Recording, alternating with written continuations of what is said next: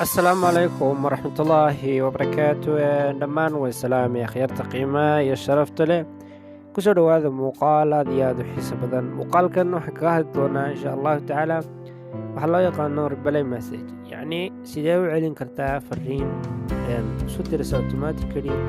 yacni fariimaha whatsappka wuxuu leeyahay badanaaba waxaa loo yaqaano message inuu kugu soo celiso facebook, sidoo kale messenger kuu leeyahay.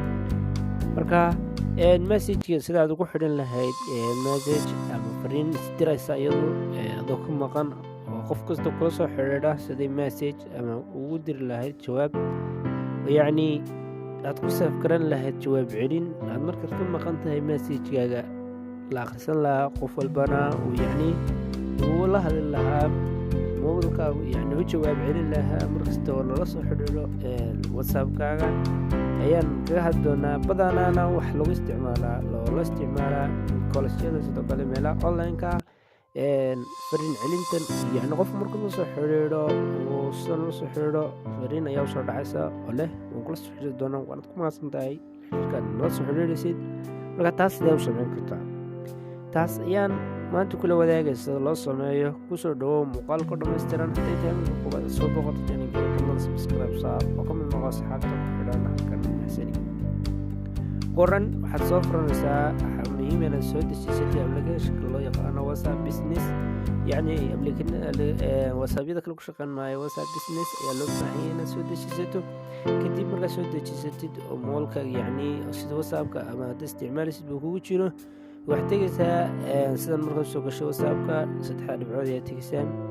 3 dhibcood markaad tegtid waxaad sameynaysaa oo kale setting inaad tegtid.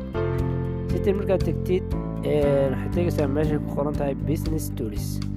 business tools markaad tegtid waxaad tegaysaa meeshay ku qoran tahay away message. halkaa markaad tegtid waxaad enable ka dhigaysaa ama aad furaysaa halkay ku qoran tahay send away message. halkan markaad furtid waxaa shaqeynaya 3dan option ee ka hooseeya. marka anagu waxaan u baahnahay away message ay ku qoran tahay. markaasaa og tahay baa halkan waxaa ku qoran hadeer message yacni oo automatically ku qoran. marka message waan ka delete gareyna kadib waxaan u baahannahay oo yacni qof walba nala soo xidhiidho waxaan ugu jawaab celinayno yaalkan ku qoran. hadeen qoran muuqaalkaana waa sitaa dibna waxaan ku dhahayaa basta ayaan ku dhahayaa. kadib markaan baas ku dhaho okay ama safe ayaan ku dhahayaa.